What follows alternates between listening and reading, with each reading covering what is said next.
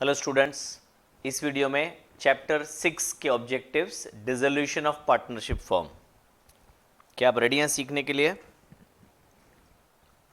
चलिए फिर सीखने का स्टार्ट करते हैं।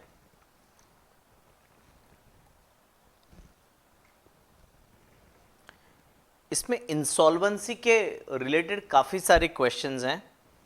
So towards in fact let me start something ना, इंस्टेड ऑफ गोइंग रूटीन जो हम कर रहे हैं, let me first explain you briefly what is dissolution and relating to insolvency.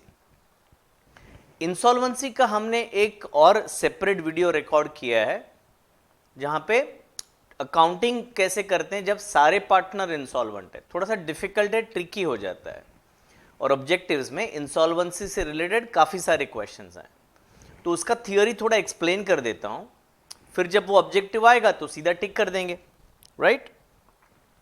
तो सबसे पहली बात, एक बैलेंस शीट बनाते हैं, छोटा सा एक बैलेंस शीट बनाते हैं, और बैलेंस शीट में हम दिखा रहे हैं कि हमारी एसेट है 20,000 की, कैश बैंक है हमारे पास 2,000, कैपिटल 3 पार्टनर्स हैं ए, बी और सी, और तीनों का कैपिटल जो है वो 5,000 है, 5,000 ईच। सो 5 एंड 5 15,000, और यहाँ पे क्रेडिटर्स हैं 7,000। ठीक है, अब मैं पूरा अकाउंटिंग एंट्रीज नहीं करने वाला हूँ, मैं आपको कॉन्सेप्ट समझाने वाला हूँ। तो बैलेंस शीट टैली हो गया 22। अब ये तीनों पार्टनर में झगड़ा हो रहा है, ए, बी और सी में झगड़ा हो रहा है, और पार्टनरशिप डिसॉल्व कर रहे हैं। अगर एसेट 20,000 रुपया रियलाइज होता है, एसेट दिखा तो रहे हैं 20,000, पर हो सकता है 20,000 रियलाइज ही ना हो जब बेचने जाएं। तो एग्जाम्पल है 4,000 रुपया मिला, एग्जाम्पल 4,000 रुपया मिला, तो मतलब हमारे पास 2,000 था, 4,000 मिला, तो टोटल कितना हो गया? 6,000। अब क्रेडिटर्स को देना है कितना? 7,000 देना है। तो हमने सीखा है पार्टनरशिप फॉर्म में पार्टनर्स का अनलिमिटेड लायबिलिटी होता है, तो ये जो 1,000 का शॉर्टेज है वो कौन लेके आएगा, कौन बेयर करेगा? तो ए, बी और सी तीनों बेयर करने चाहिए, है कि नहीं? तीनों बेयर करने चाहिए, ए, बी, सी। अगर उनका प्रॉफिट शेयरिंग रेशियो इक्वल है, then all of them should go home, get 333.33 each. 1,000 रुपया जमा हो जाएगा और वो 1,000 यूज कर देंगे क्रेडिटर को पे करने के लिए, और पार्टनर्स को कुछ भी नहीं मिलेगा फर्म से वापस, क्योंकि उनका कैपिटल रहा ही नहीं है, बिकॉज लॉस हो गया। कितने का? बहुत बड़ा लॉस हो गया, 20,000 का प्रॉपर्टी, और हमें मिला कितना? हमें मिला 4,000, यानी 16,000 का लॉस हो गया। तो जब ये फॉर्म डिसॉल्व होगा तो पार्टनर्स को कुछ भी नहीं मिलेगा, and they will have to go home and bring कितना? 333 ईच। ठीक है, पार्टनर का अनलिमिटेड लायबिलिटी होता है। अब अज्यूम करते हैं समझाने के लिए कि पार्टनर सी को हमने घर भेजा कि जा बेटा तू लेके आ पैसा।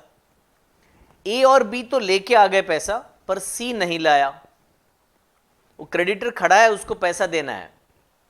क्या ए एंड बी ऐसा बोल सकते हैं कि हम तो लेके आए, हमारा 333 ये ले ले, और तू जा, सी नहीं दे रहा है, हम क्या करें? तो नहीं बोल सकते हैं। पार्टनर्स का लायबिलिटी जॉइंटली एंड सेवरली होता है, मतलब वो क्रेडिटर तो ये कहेगा मैंने सी से बिजनेस नहीं किया था, मैंने तो फर्म से बिजनेस किया था जिसमें हम तीनों पार्टनर हैं, तो don't give me this crap कि सी पैसे नहीं दे रहा है, हम तो आपसे लेंगे पैसा अगर सी भी नहीं दे रहा है, मुझे मेरा 1,000 रुपया चाहिए। तो अब ए और बी एक दूसरे से बात करेंगे, बोलेंगे बात तो सही है, लॉ में तो लिखा है। तो वो जो 333 जो सी नहीं ला रहा है, उसको पहले तो हम बोलेंगे डेबिट बैलेंस। सी फर्म को पैसे देने वाला है, तो फर्म के लिए सी का जो बैलेंस है वो क्या हो गया? Debit balance. कितना? 333। अब ये 333 ए और बी दोनों शेयर करेंगे प्रॉफिट शेयरिंग रेशियो में।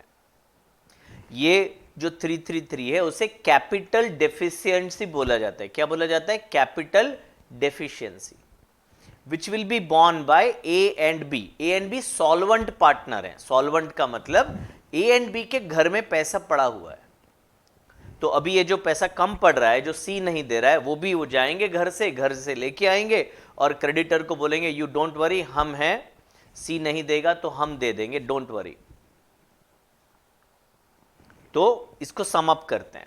जब कोई पार्टनर इंसॉल्वेंट हो जाता है तो उसका बैलेंस फाइंड आउट करते हैं। नॉर्मली डेबिट बैलेंस होगा। डेबिट बैलेंस मतलब डेबिट साइड का टोटल क्रेडिट साइड से ज्यादा होगा, तो उसको घर भेजेंगे।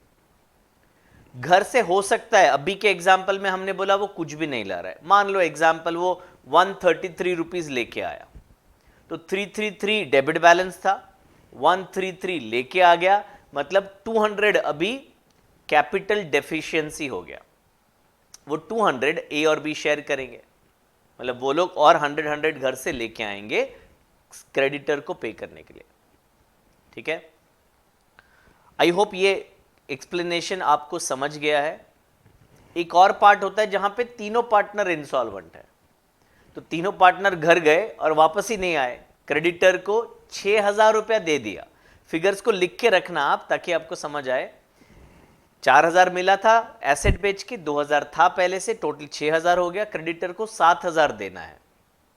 अगर पूरा फर्म इंसॉल्वेंट है तो इसका मतलब ए बी सी और घर गए और घर जाके आए ही नहीं वापस, तो क्रेडिटर को 6000 तो मिल गया, पर 1000 अभी क्रेडिटर को नहीं मिलेगा। ठीक है, तो ये डेफिसिट होता है, जो फर्म का डेफिसिट है। एबीसी कोई बेयर नहीं कर रहा है, तीनों इंसॉल्वेंट हो गए। तो as I said in the beginning, इसका एक वीडियो है सेपरेट और उसका एक सोल्यूशन भी बनाया है, very interesting question and the solution, do have a look at it. Also let me remind कि ये अकाउंट्स की वीडियो सीरीज के बाद हम मैथ्स 1 और मैथ्स 2 के ऑब्जेक्टिव की सीरीज भी बनाने वाले हैं। ठीक है, so I think this is sufficient and now we can go to explain you all the objectives. In case of dissolution, assets and liabilities are transferred to realization account. Assets and liabilities are transferred to realization account. Dissolution expenses are credited to. तो जब dissolution होता है तो जो expenses हम incur करते हैं, realization expense को debit करते हैं, cash या बैंक को credit करते हैं। तो credited to पूछा है तो आंसर आएगा cash या bank. Deficiency of insolvent partner will be suffered by solvent in their profit sharing ratio. If any asset is taken over by a partner from the firm, his capital account will be debited. Partner लेके जा रहा है कोई asset से, example car है, एक partner को बहुत प्यारा है वो कार, बोलता है मैं ये लेके जाऊं क्या, तो बाकी दोनों पार्टनर अग्री करेंगे, तो वो पार्टनर को वो कार लेके जाने देंगे और रियलाइजेशन अकाउंट को क्रेडिट करना पड़ेगा, पार्टनर्स कैपिटल को डेबिट करना पड़ेगा। If any unrecorded liability is paid on dissolution of the firm, dash account is debited. तो एनी प्रॉफिट और लॉस ऑन रियलाइजेशन यानी कि डिसोल्यूशन इज डेबिटेड टू और क्रेडिटेड टू। अगर लॉस हुआ तो डेबिट करते हैं, अगर प्रॉफिट हुआ तो क्रेडिट करते हैं। कौन से अकाउंट को? Realisation. So the answer here is unrecorded liability paid on dissolution is on dissolution of the firm, dash account is debited. So the answer is realization account is debited. Partnership is completely dissolved when the partners of the firm become insolvent, है ना, automatically dissolve हो जाता है बेटा। Assets and liabilities are transferred to realization account at their, बच्चे यहाँ गड़बड़ करते हैं। देखो डिसोल्यूशन के स्टेप्स हैं। पहला स्टेप है पूरे बैलेंस शीट से सारे एसेट्स लायबिलिटीज को रियलाइजेशन में ट्रांसफर कर दो, तो वो ट्रांसफर होता है बुक वैल्यू पे, वो ट्रांसफर होता है बुक वैल्यू, यानी बैलेंस शीट में जो वैल्यू है उस पे हम ट्रांसफर करते हैं। उसके बाद के स्टेप में हम उसको सेल करते हैं। So here they are not talking about realisation. Market value मत लिखिएगा, कुछ बच्चे मार्केट वैल्यू लिखते हैं, तो राइट आंसर क्या होगा? बुक वैल्यू होगा। Okay, book value.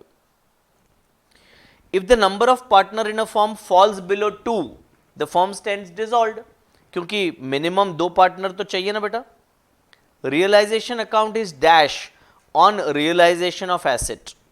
Realisation of asset मतलब कोई एसेट हमने बेचा, पैसा मिला, तो एंट्री क्या होगा, कैश बैंक डेबिट होता है, रियलाइजेशन क्रेडिट होता है, so the answer is credited on realisation of asset. All activity of firm ceases, वो स्पेलिंग गलत है, ceases on dissolution of firm, ठीक है, सीजेस मतलब सारी एक्टिविटी बंद हो जाती है, फिर पार्टनर्स फर्म के नाम से बिजनेस नहीं कर सकते, फिर सिर्फ एक काम करना होता है, एसेट्स बेचो, लायबिलिटीज को पे करो, और फिर फाइनली जो कैश बचेगा वो डिस्ट्रीब्यूट करके घर चले जाओ। Give the word which can substitute debit balance of realization account. Debit balance is loss on dissolution. Winding up of partnership is called dissolution of partnership. An account open to find out profit or loss on realization of assets and settlement of liability, realization account. Debit balance of an insolvent partner's capital account, capital deficiency. Credit balance of realization account, profit on dissolution. Conversion of asset into cash on dissolution of firm, इसको realisation of asset बोला जाता है। Liability likely to arise in future on happening of certain event, इसको contingent liability बोला जाता है, which may or may not arise in future. Assets which are not recorded in the books of accounts, ये भी कोई question हुआ, unrecorded asset इसका answer है। Accounts which show realisation of assets and discharge of liability, so realisation account इसका answer है, उसी में जब एसेट रियलाइज होता है और लायबिलिटीज पे होता है तो उसी में रिकॉर्ड करते हैं। Expenses incurred on dissolution of firm, तो इसको रियलाइजेशन एक्सपेंस बोलते हैं या डिसोल्यूशन एक्सपेंस बोलते हैं। Next, state whether following statements are true और false. The firm must be dissolved on retirement of a partner, तो ये half true actually. If deed permits, है ना, if partnership deed permits, then and only then on a retirement of partner remaining partner can continue. So by default नहीं होता है, अगर कोई partner retire होना चाहे, डीड में लिखा है तो ही डिसोल्यूशन नहीं होता है, ठीक है। तो क्या लिखोगे, the firm must be dissolved on retirement of partner, तो आंसर है false. If the deed provides, then the remaining partners may continue the business and it is not necessary to dissolve the firm. On dissolution, cash and bank account is closed automatically. True है.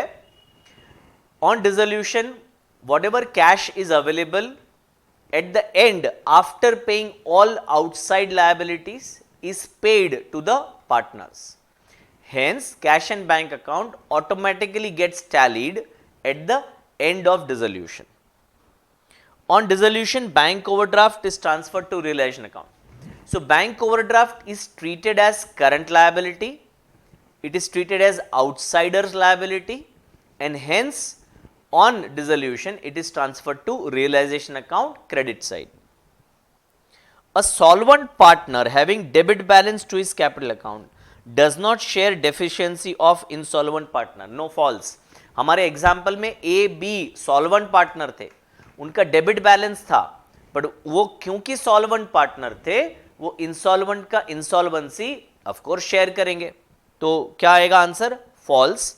अ solvent partner will share deficiency of an insolvent partner even if he has a debit balance.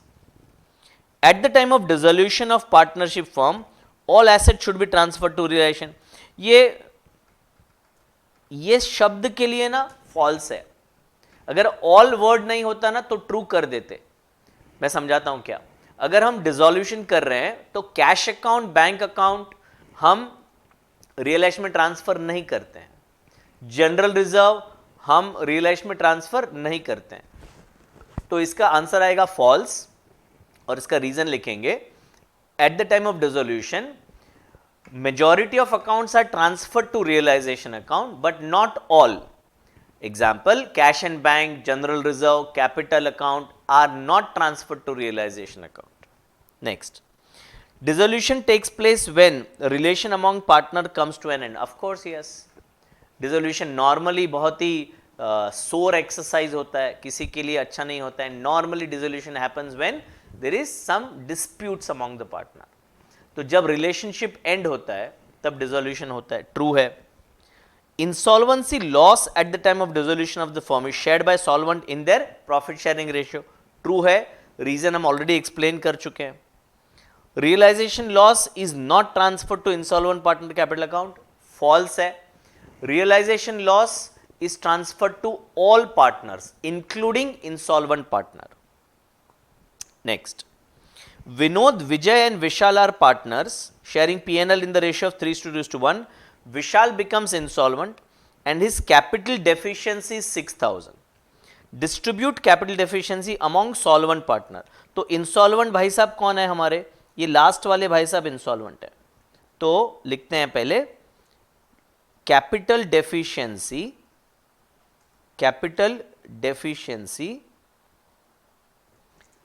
will be shared by whom? By Vinod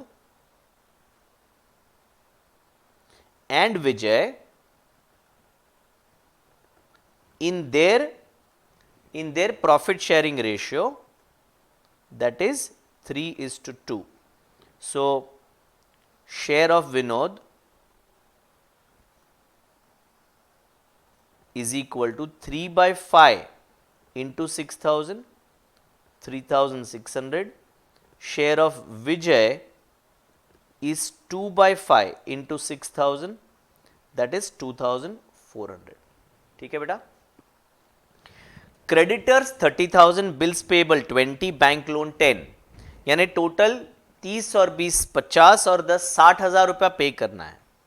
Available bank balance is 40,000. What will be the amount that creditor will get in case of all partner insolvency? Similar to our example. तो bank में 40,000 है और 3 जन बैठे मांगने वाले, उनको 60,000 देना है. एबीसी को घर भेजा और वो पैसे लेके नहीं आए, भाग गए. तो अब बैंक में है 40,000, किसको कितना मिलेगा? तो फर्स्ट कम फर्स्ट सर्व्ड नहीं, ऐसा नहीं होता है. तो मैं लिखाता हूं, लिखिए आप 40,000 will be paid to all outside liabilities. ये तीनों outside liability है बेटा. Outside liabilities in the ratio of 3:2:1. अब क्वेश्चन में क्या पूछा है? क्रेडिटर्स को कितना पैसा मिलेगा? तो क्रेडिटर्स will get 3/6. 3 + 2 + 1, 3/6 into 40,000 यानी ₹20,000. तो 30,000 लेने का था, 20,000 लेके रोते रोते घर जा रहे हैं, 10,000 नहीं मिलेगा. Insolvent partners capital account, debit side total is 10 and credit side total is 6. Capital deficiency is how much? तो ऐसा फॉर्मेटिक बना देते हैं, आगे भी काम आएगा. डेबिट टोटल है 10,000 और क्रेडिट टोटल है 6,000. तो ये जो डिफरेंस आ गया 4,000, वो घर जाके कुछ पैसा लेके नहीं आ रहा है. Therefore 4,000 is called capital deficiency. ठीक है बेटा. Insolvent partner capital account debit side is 15. Insolvent partner brought cash of 6,000. Calculate amount of insolvency loss. तो डेबिट है 15,000. क्रेडिट कुछ भी नहीं है भाई, ये क्वेश्चन में कुछ भी नहीं है क्रेडिट, तो 15,000. कैश ब्रॉट, कैश लेके तो आ रहा है, कुछ तो लेके आ रहा है 6,000. तो मतलब कैपिटल डेफिशिएंसी कितना होगा बेटा? 9,000. ठीक है, 9,000. Realization profit of a firm is 6,000. Partner share P&L in the ratio of 3:1. Calculate amount of realization profit to be credited to partner's capital account. Should I solve? नहीं ना. 3,000, 2,000, 1,000. उसको calculate करके दिखाइएगा. Okay. Answer in one sentence. What is dissolution of partnership firm? Dissolution of partnership firm means end of the relationship between partners. Generally, disputes among partner or continuous loss are the reason of dissolution of a partnership firm. On dissolution, all activities of the partnership or all activities of the business ceases. When is realization account opened? At the time of dissolution, realization account is opened to find out profit or loss on dissolution. Which account are not transferred to realization account? Cash account, bank account, partners capital account, general reserve, profit and loss credit balance, profit and loss debit balance are some examples of the accounts which are not transferred to realization account. Who is called insolvent partner? तो अब लिखो, घर भेजा और पैसे लेके नहीं आया उसको insolvent बोलते हैं, right? So ऐसा नहीं लिखना. Insolvent partner is a partner who has a debit balance in the firm and his private assets are less than his liabilities. यानी उसके पास पैसे ही नहीं है देने के लिए, ठीक है. He is unable to pay all his liabilities and unable to bring money for his debit balance is called insolvent partner. Okay. What is capital deficiency? So the amount that the insolvent partner is unable to pay to the partnership firm for payment of outside liabilities is called capital deficiency. In what proportion is the balance on realization transferred to partners capital current account? In existing profit sharing ratio. Who should bear capital deficiency of insolvent partner? Solvent partner should bear capital deficiency of insolvent partner. Which account is debited on repayment of partner's loan? Partner's loan account debit करेंगे. Entry क्या होगा? Partner loan. अच्छा एक बात बता दें, I am sorry. Partner loan को realisation account में ट्रांसफर नहीं करते हैं. डिसोल्यूशन में वो ऊपर वाले क्वेश्चन में आप पार्टनर्स लोन भी ऐड कर सकते हैं, which accounts are not transferred उसमें, ठीक है. तो partners loan is not transferred to relation, उसका सेपरेट अकाउंट बनता है. उसको आउटसाइडर्स को पे करने के बाद पार्टनर को पे करते हैं. आगे जब आप डिग्री कॉलेज में जाएंगे तो एक चैप्टर आएगा piecemeal distribution of cash. Very interesting chapter, dissolution से रिलेटेड ही है ना. एक बात बताऊं, हमारे सम्स में जिस दिन डिसाइड किया डिसोल्यूशन हो गया उसी दिन सारे एसेट्स बिक गए, सारे पैसे आ गए, सारे पेमेंट हो गया. रियल लाइफ में होता है क्या? ऐसा नहीं होता है ना. It takes at least 6 months a year to do all the exercise, right. तो वो चैप्टर में आप वही सीखोगे, पीसमिल डिस्ट्रीब्यूशन, कि पैसे टुकड़े टुकड़े में जैसे जैसे आएंगे वैसे वैसे पे करेंगे. तो यहां क्या बोल रहे हैं, पार्टनर को पैसे कब मिलेंगे? वो खड़ा है आराम से, सारे आउटसाइडर को पैसे मिल जाएंगे, उसके बाद पार्टनर को पैसे मिलेंगे. तो पार्टनर लोन अकाउंट एक बनाते हैं और जब उनको पे करेंगे तो पार्टनर लोन अकाउंट डेबिट होता है, बैंक अकाउंट क्रेडिट होता है, रियलाइजेशन अकाउंट डेबिट नहीं होता है. Next, which account is debited on payment of dissolution expense? Realisation account is debited on payment of dissolution expenses. चलिए ये टेबल है जो कंप्लीट करना है. Debit side total of realisation is 20,000 and there is a loss on realisation. मतलब credit side total कितना होगा? 20 से ज्यादा होगा या कम होगा? कम होगा सर, 16,000 होगा, राइट, ₹16,000. क्रेडिटर 16 है, बिल्स पेएबल 12 है, तो थर्ड पार्टी लायबिलिटी, ये दोनों थर्ड पार्टी ही तो है सर, तो टोटल अमाउंट आएगा बेटा 28,000. 16 + 12. Credit side is 21, debit side is 16, so profit is 5,000. 21 minus 16. Debit side total of capital is 51. Credit side total पता नहीं. Cash brought by partner is 17. यानी क्रेडिट साइड कम होगा ना तभी तो कैश लेके आएगा, तब टैली होगा. तो 51 minus 17 यानी 34,000 होगा. ठीक है बेटा. नेक्स्ट, कैपिटल डेफिशिएंसी पता नहीं है. कैश ब्रॉट इज 7,000 और इंसॉल्वेंसी लॉस 21 है ना. Insolvency loss I am sorry 21 है. 7,000 वो पार्टनर लेके आ रहा है, तो 14,000 कैपिटल डेफिशिएंसी होगा. फाइनली जो वो नहीं लेके आया वो, ठीक है. That's it. सो ये हमारा डिसोल्यूशन ऑफ पार्टनरशिप का भी ऑब्जेक्टिव कंप्लीट होता है. Thank you very much.